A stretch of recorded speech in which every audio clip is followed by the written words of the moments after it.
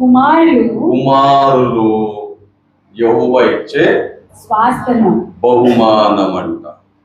Okay, మరి తల్లిదండ్రులు చాలా మంది మరి దేవుడిచ్చే బహుమానాన్ని మీరు ఎలాగ పెట్టుకున్నారు, ఎలాగ చూసుకుంటున్నారు? ప్రతి సంవత్సరం ఒకసారి కేక్ కట్ చేసుకుంటే నీ తల్లిదండ్రుల యొక్క బాధ్యత అయిపోయిందా అనుకుంటున్నారా?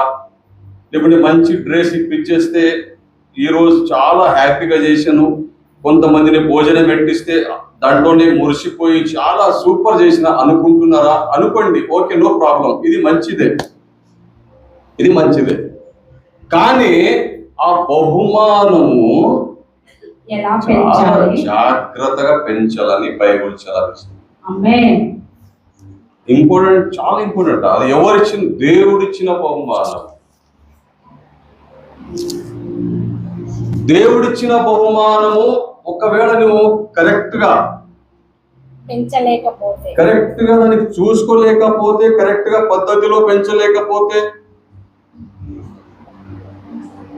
నీ బాలుని నీ కుమారుల్ని ఒక మంచి మార్గంలో నీవు నడిపియకపోతే, మంచి సంస్కృతి కానీ, మాటలు కానీ, విధేయతలు కానీ, ఇవన్నీ నువ్వు ప్రేమ కానీ, తగ్గింపు కానీ, ఇవన్నీ నువ్వు నేర్పించలేకపోతే నీవు దేవుని దృష్టిలో మాత్రము మంచి తల్లి తండ్రిగా కాలేరని బైబిల్ చెప్తాను.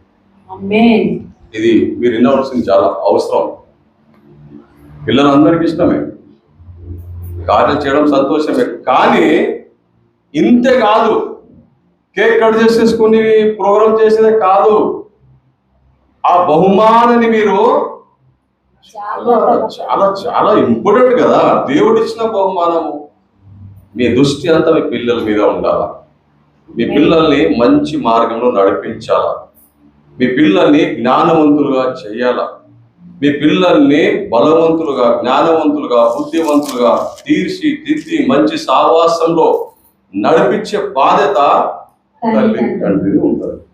ఇక్కడ చూడండి అందరూ, దయచేసి డిస్టర్బ్ చేయకండి. కానీ తల్లిదండ్రులు ఈ రోజు చూస్తే పిల్లలు ఇంటలేరేమో తర్వాత సెకండ్ ఆప్షన్, కానీ మన బాధ్యత మనం మొత్తం పూర్తి నెరవేర్చాలి.